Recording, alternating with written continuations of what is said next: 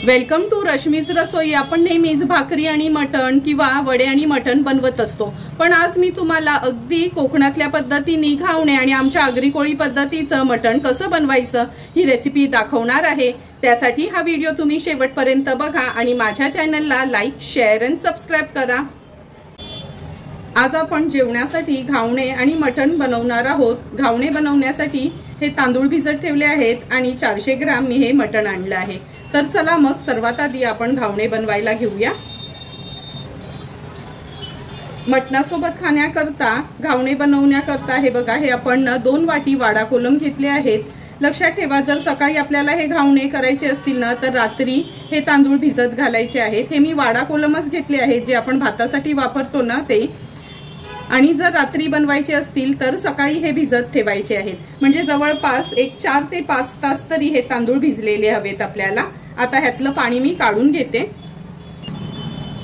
तांदळातलं पूर्ण पाणी काढून घेतलं आहे। आता हे तांदूळ आपण मिक्सरला एकदम फाईन म्हणजे एकदम बारीक असं वाटून घ्यायचं आहे। हे घावणे बनवताना पाण्याचं प्रमाण देखील मी तुम्हाला दाखवणार आहे। मी हे 2 वाट्या भरून तांदूळ भिजत ठेवले होते, त्याच वाटीने आपण 5 वाटी पाणी घेणार आहोत।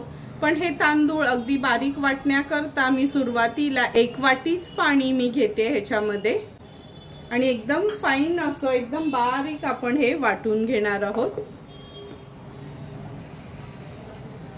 अगदी बारीक आपण असं हे तांदूळ वाटून घेतले आहेत। आता या बोलमध्ये मी काढून घेते। 1 कप पाणी आपण ऑलरेडी घातलं होतं, आता 4 कप पाणी आपल्याला घालायचं आहे। एक एक करून मी 4 कप पाणी ह्याच्यामध्ये ऍड करते।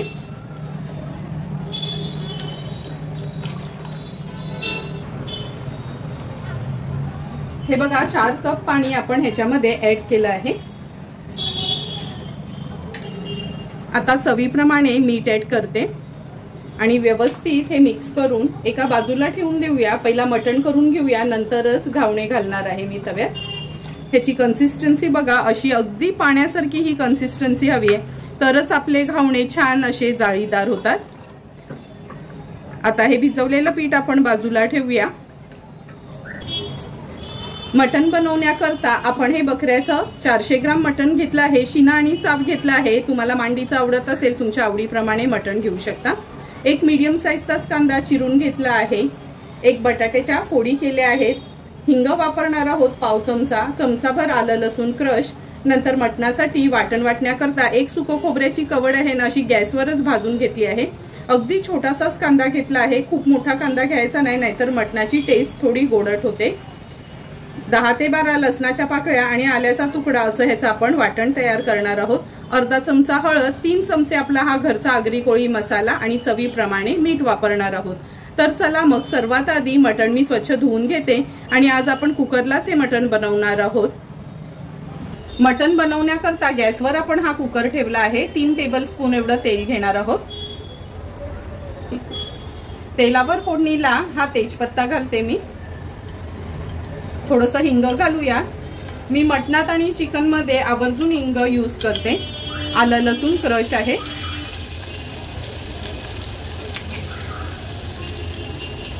आलं लसूण क्रश तेलावर थोडंसं असं परतून घ्यायचंय। नंतर हा मीडियम साईजचा 1 कांदा चिरून घेतला आहे, तो ऍड करूया। आम्ही आगरी कोळी लोक ना चिकन मच्छीमध्ये मटणामध्ये कांद्याचा वापर थोडासा कमीच करतो। कांदा व्यवस्थित शिजवून घेऊया।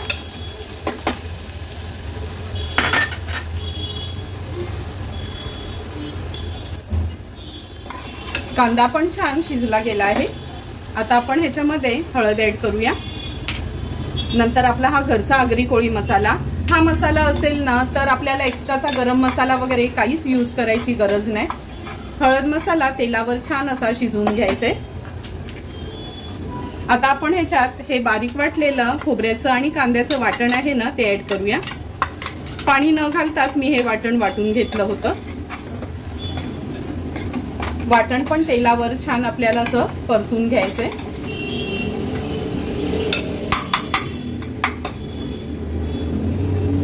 वाटण परतून झालं की हे मटण ऍड करूया। मटण पण व्यवस्थित मिक्स करून घेते।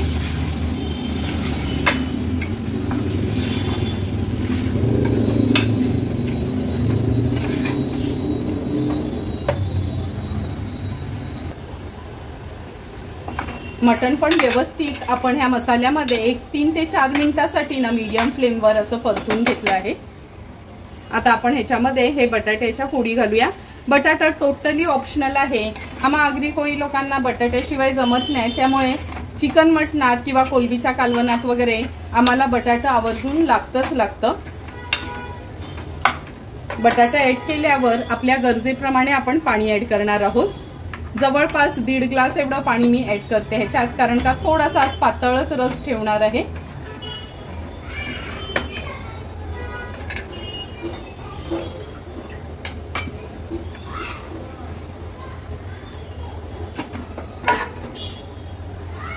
आता गॅसची फ्लेम मी हाय केली आहे। चवीप्रमाणे मीठ ऍड करूया।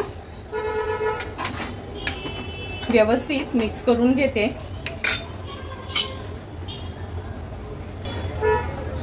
कुकरचं झाकण लावून एक 10 ते 12 आपण शिट्ट्या काढून घेणार आहोत। गॅसची फ्लेम मी मीडियम टू हाय वर ठेवली आहे।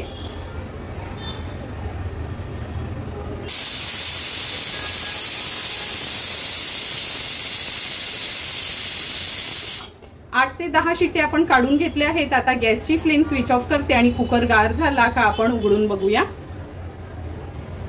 कुकरची शिट्टी गार झाली आहे, आता उघडून बघूया।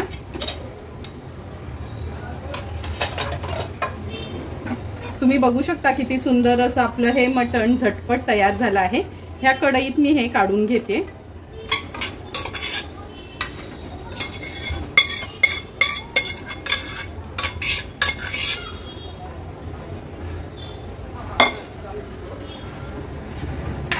हे बघा, ग्रेव्हीची पण कन्सिस्टन्सी एकदम पातळ नाही आणि एकदम घट्ट नाही, अगदी परफेक्ट असं आपलं हे मटण तयार झालं आहे।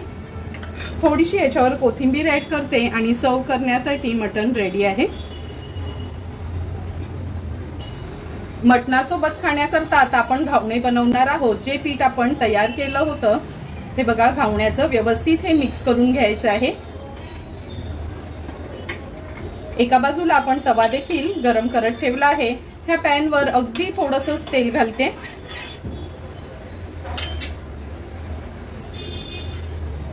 आता गॅसची फ्लेम लो करते आणि हा तवा हे बघा टिश्यूनी आहे ना व्यवस्थित असा पुसून घेते। पीठ पुन्हा व्यवस्थित मिक्स करून घ्यायचं आहे, कारण का नाहीतर हे तांदूळ जे आपण वाटलेत ना त्याचं जे पीठ आपण तयार केलंय ते खाली गाळ बसेल आणि पाण्याचं प्रमाण वरतीच राहील। म्हणून प्रत्येक वेळी घावणा करताना असंच हे पीठ मिक्स करून घ्यायचंय। पुन्हा मी गॅसची फ्लेम हाय केली आहे। आता हाय फ्लेम वरच आपल्याला हा घावणा घालायचा आहे।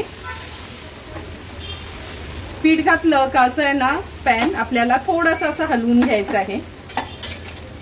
अगदी थोडंसं तेल मी ह्याच्यावर स्प्रिंकल करते आणि झाकण ठेवणार आहोत आपण आता ह्याच्यात। गॅसची फ्लेम लो टू मीडियम वर ठेवायची आहे आणि 1 मिनिटासाठी आपल्याला वाफ काढून घ्यायची आहे। अर्धा मिनिट झाला आहे, आता झाकण काढते मी ह्याचा आणि आणखीन अर्ध्या मिनिटासाठी आहे ना हा व्यवस्थित मोकळा होईपर्यंत असाच राहू द्यायचा आहे।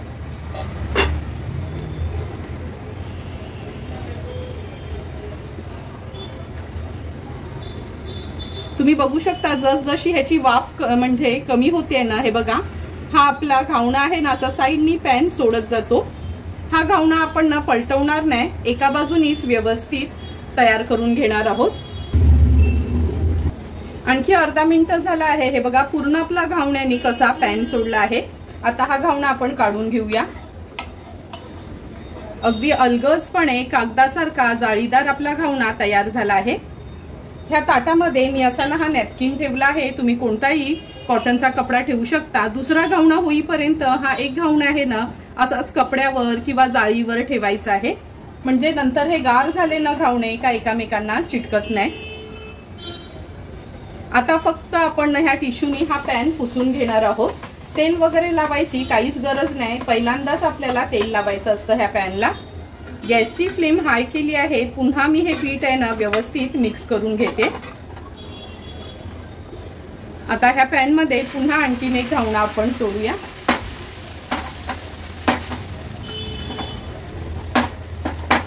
लक्षात ठेवा, घावना सोडताना प्रत्येक वेळी गॅसची फ्लेम आहे ना हायवरच ठेवायची आहे, म्हणजे छान जाळी येते. थोडंसं तेल असं स्प्रिंकल करते आणि झाकण ठेवून पहिल्यांदा जो घावना केलेला ना तसाच अर्ध्या मिनिटासाठी वाफ काढून घेऊया. तुम्ही बघू शकता, हे बघा आपला हा दुसरा घावना पण अगदी परफेक्ट असा तयार झाला आहे. आता तो घावना काढण्या अगोदर हा जो नॅपकिनवर ठेवलेला घावना आहे ना हा आता आपण काढून दुसऱ्या ताटात ठेवूया. पूर्ण वाफ कमी झाली ना का हे बघा अगदी इझिली हा फोल्ड होतो. आता हा घावना मी दुसऱ्या ताटात काढून घेते. आता हा घावना आपण पुन्हा काढून घेऊया. अशाच पद्धतीने एक एक करून सर्व घावणे मी तयार करून घेणार आहे.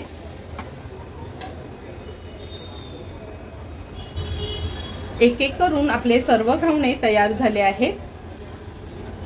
गॅसची फ्लेम स्विच ऑफ करते आणि हे बघा किती सुंदर असे आपले हे घावणे तयार झाले आहेत. असे ना ह्या नॅपकिनवर ठेवले आणि गार झाल्यावर घडी घातली ना का अजिबात चिटकत नाही एकमेकांना. आता तयार झालेले घावणे आणि मटण आपण सर्व करणार आहोत. झटपट आणि सुंदर असं आपल्या आगरी कोळी पद्धतीचं मटण. आणि हे बघा अगदी सगळ्यांना आवडते हे घावणे. किती छान जाळीदार मऊसूत अगदी कापसासारखे असे झाले आहेत. आता लगेचच आपण ताट वाढायला घेऊया. झटपट अगदी 8 ते 10 शिट्ट्या घेऊनच किती झटपट असं आपलं हे मटण तयार झालं आहे. म्हणजे कधी घाईवर वगैरे असलो ना तर पातेलात शिजवण्याऐवजी असं कुकरमध्ये शिजवलं तरी पण टेस्टला खूप छान लागते.